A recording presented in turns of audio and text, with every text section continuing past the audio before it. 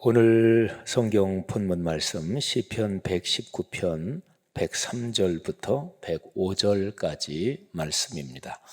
거룩하신 하나님의 말씀입니다. 주의 말씀의 맛이 내게 어찌 그리 단지요 내 입의 꿀보다 더 다니이다. 주의 법도들로 말미암아 내가 명철하게 되었으므로 모든 거짓 행위를 미워하나이다. 주의 말씀은 내 발의 등이요 내 길에 빛이니이다. 아멘. 오늘 설교 오레곤 선교교회 주한준 목사님 설교하시겠습니다. 네, 잠시 기도하고 말씀 전하겠습니다. 사랑의 하나님 감사합니다. 오늘도 거룩한 주일에 또 부족한 종을 하나님의 전에 거룩한 단에 세우셔서 주의 말씀을 대언케 하시니 감사합니다. 하나님의 성령이 이 시간 우리의 마음 가운데 임재하셔서 우리의 듣는 말씀 하나하나가 우리의 마음밭에, 옥토밭에, 기경된 밭에 뿌려지게 하옵소서.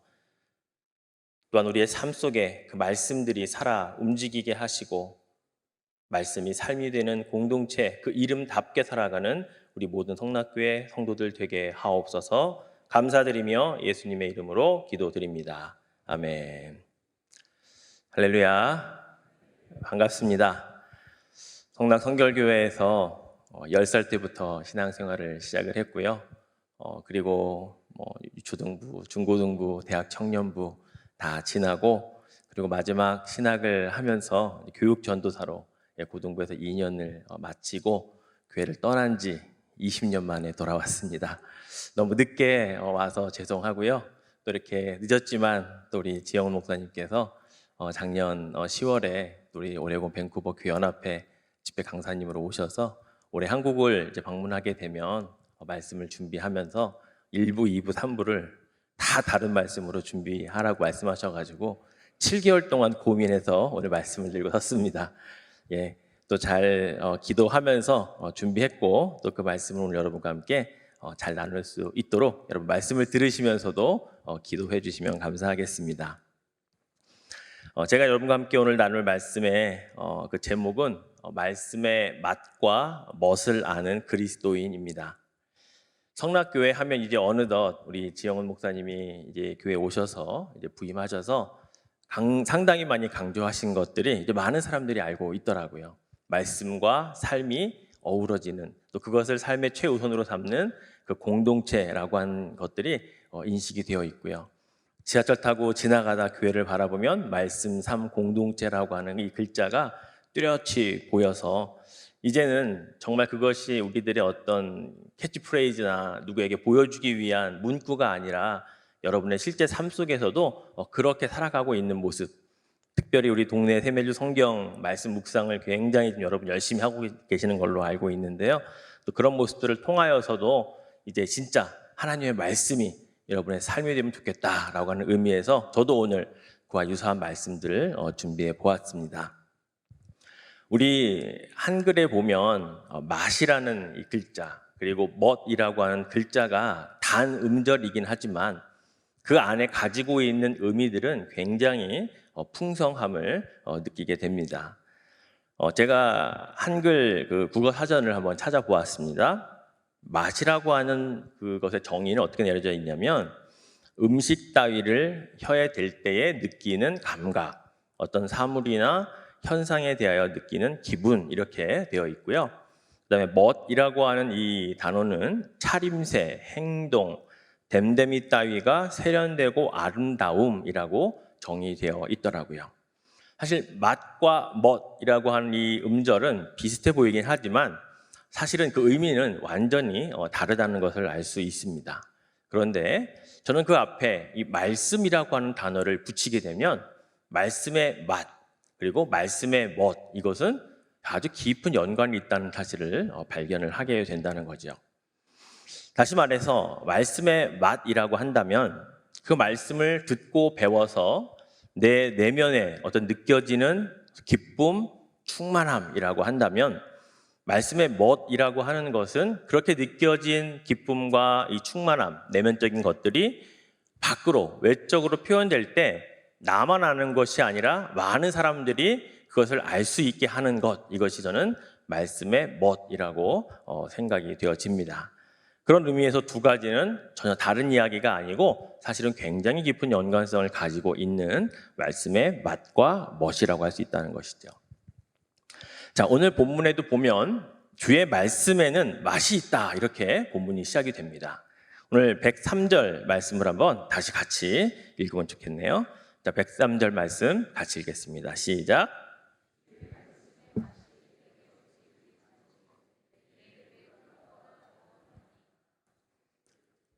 예, 그렇죠. 시편 기자는 말씀의 맛을 꿀보다 더 달다라고 표현을 하고 있습니다. 여러분, 꿀은 다 드셔보셨죠? 꿀이 답니까? 씁니까? 예, 꿀이 쓸다고 말씀하시는 분들은 병원을 가셔야 되겠죠. 예, 꿀은 달아요. 그런데 꿀보다 더 단맛을 혹시 보신 적이 있으십니까? 저는 언뜻 생각이 나지를 않더라고요. 그런데 시편 기자는 꿀보다 더 단맛을 느꼈다라고 말을 하고 있다는 거예요. 그게 뭐라고요? 주의 말씀이라고 분명하게 선언하고 있다는 겁니다. 유대인들은요, 하나님의 말씀이 꿀보다 달다, 또는 꿀처럼 달다라는 것을 어려서부터 자녀들에게 가르치는 그 실질적인 교육을 하는 것으로 굉장히 유명합니다. 부모들은 이 어려서부터 하나님의 말씀, 즉 율법을 우리 아이들이 좋아하게 하기 위해서 또 매일 말씀을 읽고 묵상하고 또 많은 사람과 함께 토론하며 그것을 나누는 것을 교육하기 위해서 이런 방법을 사용한다고 해요. 아이가 태어나서 이제 처음으로 공식적인 교육기관, 예를 들면 유치원 같은 데 가는 첫날에 아버지가 함께 동행을 한다고 합니다. 어머니가 아니고 아버지가 동행을 하고, 그 유치원에서 첫 수업으로 하는 알파벳, 히브리어겠죠? 히브리어 알파벳을 배우는 시간이 있는데 그 히브리어 알파벳 글자 모형에다가 꿀을 발라준다고 합니다. 그리고 그 아이들이 그 꿀을 혀로 핥아 먹도록 그렇게 교육을 한다고 해요. 그러면서 아버지가 자기 아이에게 이렇게 가르칩니다. 하나님의 말씀인 율법을 매일매일 꿀보다 더 달게 먹어야 한단다. 그러면 그 말씀이 너에게 복이 되고 생명이 된단다라는 것을 그 아이가 꿀을 먹는 그때를 이용을 해서 부모님, 아버지가 특히 그런 이야기를 해준다고 해요. 아이가 유치원에 가서 공식적인 교육을 받는 첫날, 그리고 성경에 기록되어져 있는 히브리어 알파벳을 배우는 그 시간에 그 아이가 맛을 본 것은 꿀이 아니라 하나님의 말씀의 맛을 보면서 공식적인 첫 교육을 시작한다라고 하는 것이죠. 그러니 평생의 그의 기억에 내가 배웠던 하나님의 말씀은 꿀보다 달다라고 그는 평생 기억을 하게 된다는 것입니다. 그리고 그 아이가 자라서 다시 결혼하여 자녀를 낳으면 또 똑같은 경험을 할 수 있도록 그 자녀들에게 그 교육을 하게 되고, 그런 교육이 대를 이어 또 한 세대를 건너가면서 그 말씀의 축복은 계속 이어가는 것은 사실 너무나 당연한 것이라고 하는 거죠. 참 멋지지 않습니까?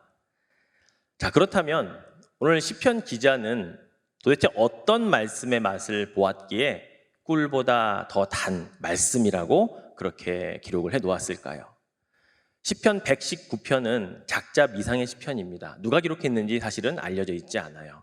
그런데 이 119편을 여러분 전체가 176절로 된 시편 150편 가운데 가장 긴 시편인데, 정말 놀라운 사실은 176절 매 절마다 하나님의 말씀의 맛이 어떠한가를 그는 다 기록해 놓았다고 하는 거예요. 예를 들면 하나님의 말씀의 맛을 한 번 보았는데 그 맛을 176가지의 맛으로 그는 설명을 해놓고 있다는 사실입니다.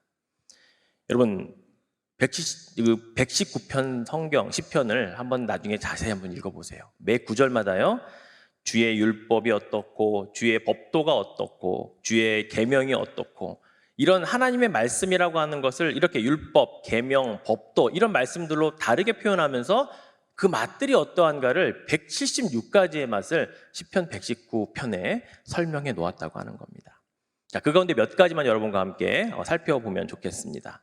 자, 119편의 1절은 어떻게 시작되냐면요, 행위가 온전하여 여호와의 율법을 따라 행하는 자들은 복이 있으며 라고 기록이 됩니다.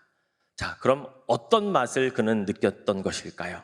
바로 여호와의 율법을 따라 행하는 자는 그 하나님이 주시는 축복이라고 하는 맛을 볼 수 있다라고 그는 이렇게 이야기를 하고 있는 것이죠.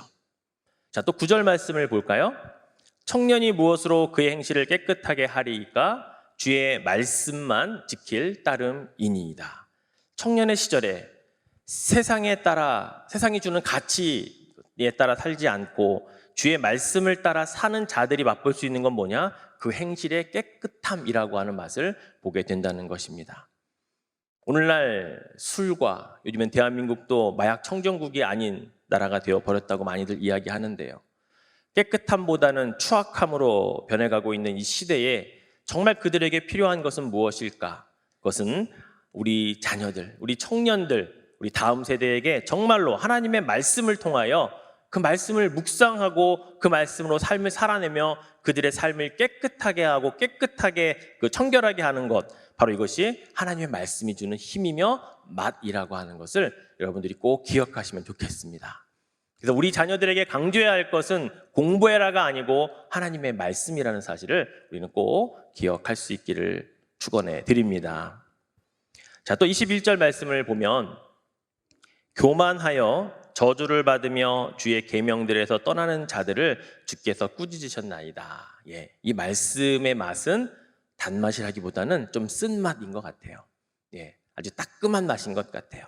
예, 하나님의 말씀을 지키지 않는 자, 그 계명을 떠나 사는 자, 주님께서 꾸짖는 아주 쓴맛을 보게 될 것이다라고 또한 시편 기자는 이야기하고 있죠. 한 구절만 더 보겠습니다. 58절에 보면 내가 전심으로 주께 간구하였사오니 주의 말씀대로 내게 은혜를 베푸소서. 온 마음과 온 정성을 다하여 하나님께 기도했을 때 느낄 수 있는 맛은 무엇이냐? 말씀대로 응답되는 기도의 응답의 맛을 볼 수 있다라고 시편 기자는 이야기하고 있다는 겁니다. 제가 참 오랜만에 한국에 방문을 하면서 많은 분들과 약속을 하고 만나 뵈었었는데요. 식사를 접대해 주시는 분들마다 저를 함께 데리고 가는 분들이 소위 맛집이었습니다. 정말로 음식 맛이 너무 좋았고 미국에서는 맛볼 수 없는 정말 다양한 음식들을 맛보았습니다. 그런데 저를 그렇게 맛집으로 인도하시는 분들의 공통점을 저는 발견했어요. 저보다 먼저 그 맛집을 벌써 수차례 방문했다는 겁니다. 그리고 그 맛을 알고서 그 집 주인이 부탁하지도 않았는데 스스로 그 맛집의 홍보대사가 되어서 사람들을 계속 데리고 가시더라고요. 여러분, 과연 하나님의 말씀의 맛을 우리는 그 정도로 맛보고 다른 누군가에게 이 맛을 좀 보자고, 이 말씀의 맛을 좀 느껴보자고 그렇게 우리가 정말 자칭 홍보대사 역할을 하고 있는지 우리 스스로를 한번 돌아볼 필요가 있다는 것입니다. 하나님의 말씀을 선포하는 정말 말씀의 맛집, 성락교회를 그렇게 누구라도 데리고 와서 말씀의 맛을 보게 하는 그 사명들이 여러분에게 있음을 여러분이 깨달을 수 있기를 주의 이름으로 축원해 드리겠습니다. 예수님께서 그런 말씀하셨죠. 소금이 그 맛을 잃으면 사람들이 밖에 버려진 소금이니까 밟고 지나가는 쓸모없는 것이 되고 말 것이다. 하나님의 말씀도 똑같지 않을까요? 분명히 하나님의 말씀이 가지고 있는 맛이 있는데 그 맛을 잃어버리게 하면, 우리가 맛보지 않는다고 하면 정말 쓸모없는 한 권의 책으로밖에 소용되지 않는 바로 그러한 종이책으로 인식될 수밖에 없다면 그것이 버려진 소금과 뭐가 다르겠습니까? 사랑하는 성도 여러분, 우리 모두가 한국의 음식을 나누는 아름다운 전통이 있음을 압니다.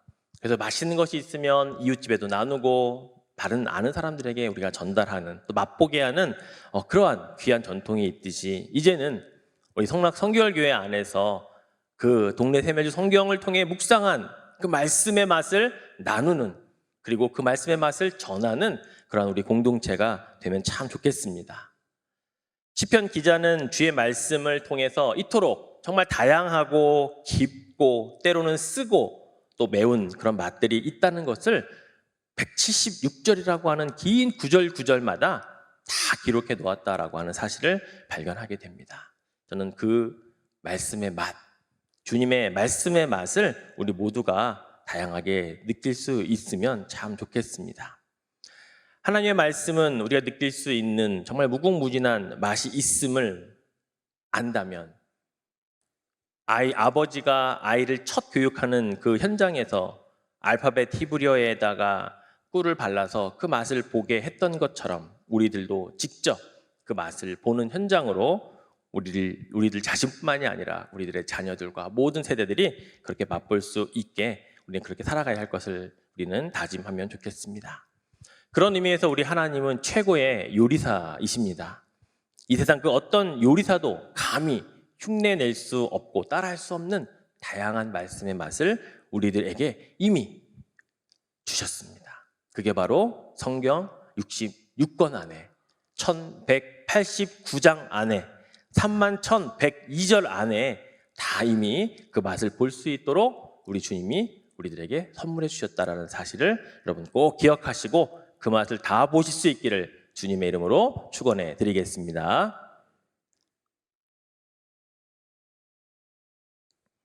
다음은 말씀의 멋에 대해서 한번 그러면 나누어 보죠.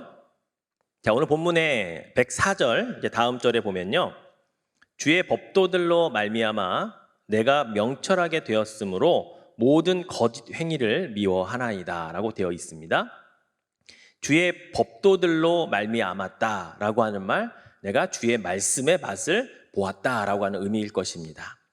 자, 말씀이 주는 그 명철한 맛을 보았다는 의미일 것이고요. 그렇게 맛보아 알게 된 그 명철이라고 하는 그 맛이 나에게 어떤 멋을 부릴 수 있도록 해주느냐? 바로 그 본문에 기록되어 있는 대로 모든 거짓 행위를 미워할 수 있는 사람으로 그런 멋을 낼 수 있도록 만들어준다라고 시편 기자는 이야기하고 있는 거죠. 그렇습니다. 말씀의 멋은요, 말씀의 맛을 먼저 경험한 자들만이 낼 수 있다는 사실입니다. 말씀의 멋은 말씀을 먼저 잘 맛보고 잘 소화시킨 다음에 그 소화된 것이 우리의 몸으로 퍼져서 우리의 겉으로 드러나는 바로 그런 삶의 모습이 말씀의 멋이라고 할 수 있다는 것입니다. 우리가 일반적으로 멋을 낼 줄 안다, 소위 멋쟁이다라고 하는 그런 표현을 쓸 때 또 그런 표현을 듣는 분들의 특징을 한번 잘 살펴보세요. 똑같은 소재, 똑같은 소품, 똑같은 액세서리를 가지고도 뭔가 우리와는 다른 멋을 낼 줄 아는 분들이 있다는 거죠.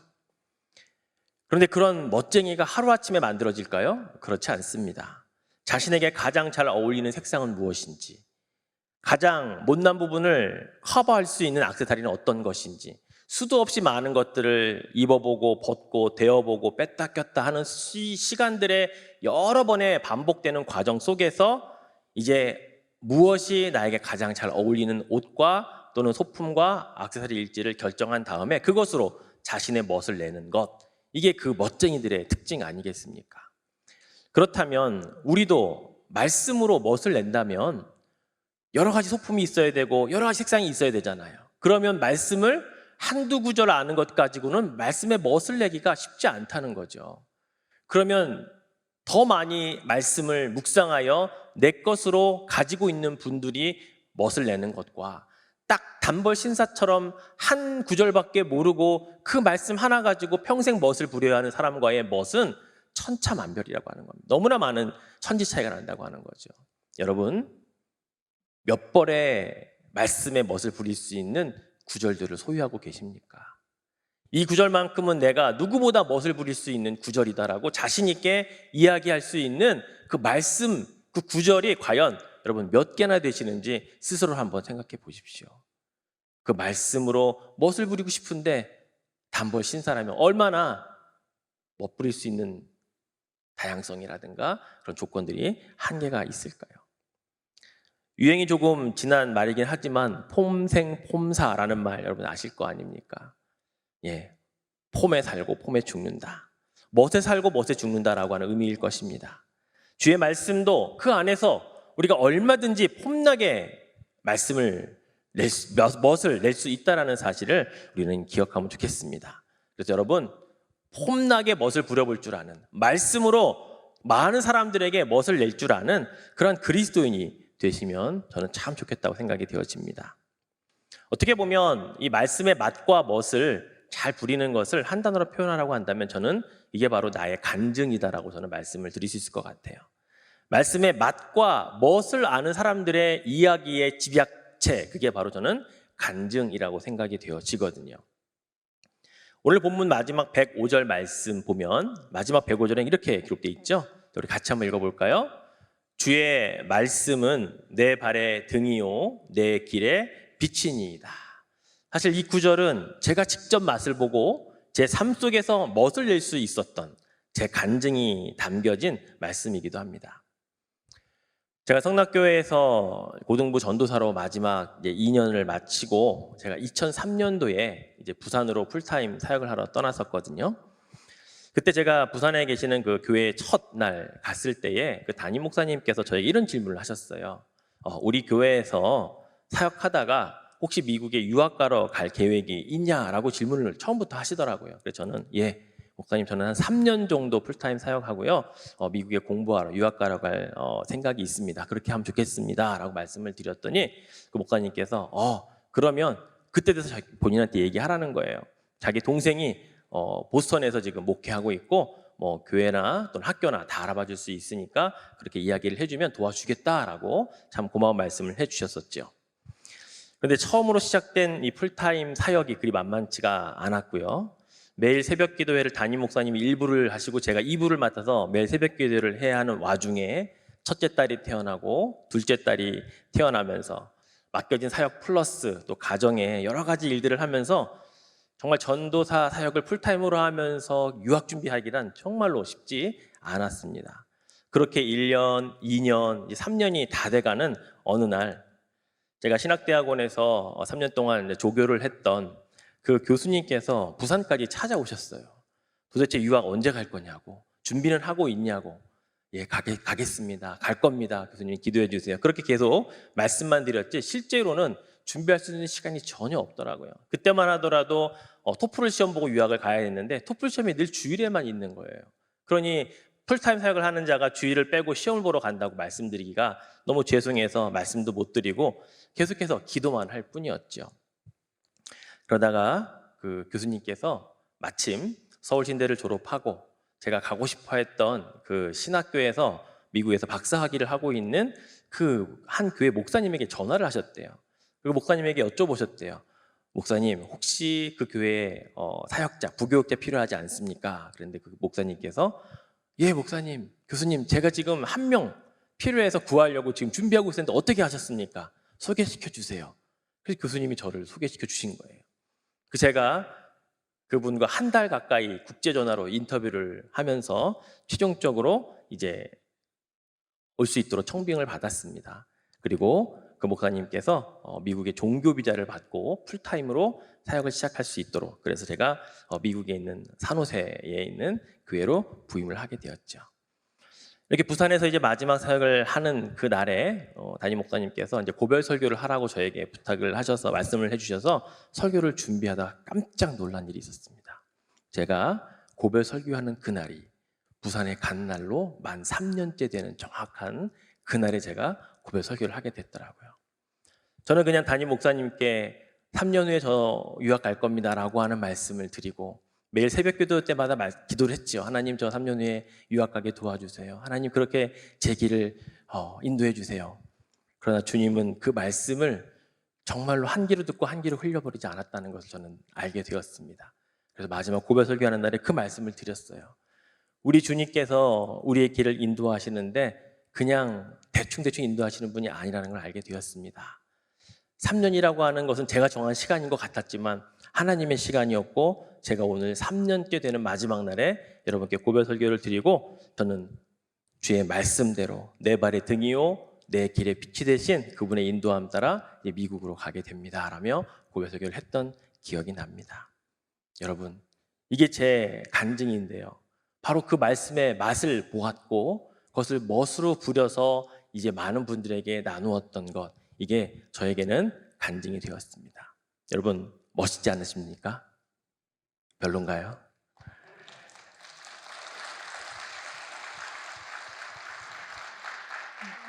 제가 코로나 기간 동안에 새로운 취미가 한 가지 생겼습니다. 그것은 바로 요리였습니다. 요즘엔 그 너트북에 보면 너무나도 많은 음식을 할 수 있는 짧은 시간에 할 수 있는 것들이 많이 나와 있더라고요. 그래서 시간이 갑자기 많아져서 그 영상을 보면서 요리를 하나씩 저도 이제 준비하면서 하기 시작을 했습니다. 처음엔 저는 음식의 맛을 내려고 하지 않았어요.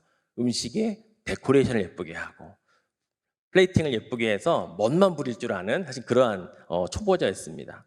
그래서 늘 예쁜 그릇 찾았고요. 그 위에 토핑은 뭐를 할까 그런 것들만 찾아서 쫙 내놓고 저희 아이들과 와이프에게 한번 먹어보라고. 처음에는 전부 다 반응이 어땠냐면 우와 맛있겠다, 와 멋있다, 예쁘다 이렇게 반응을 하더라고요. 근데 정작 맛을 보고 나서는 별말이 없더라고요. 제가 그래서 알았습니다. 음식이라고 하는 것은 멋이 아니라 맛이구나. 맛을 통해 멋을 내야지 멋만 부려서는 아무런 맛이 날 수가 없구나.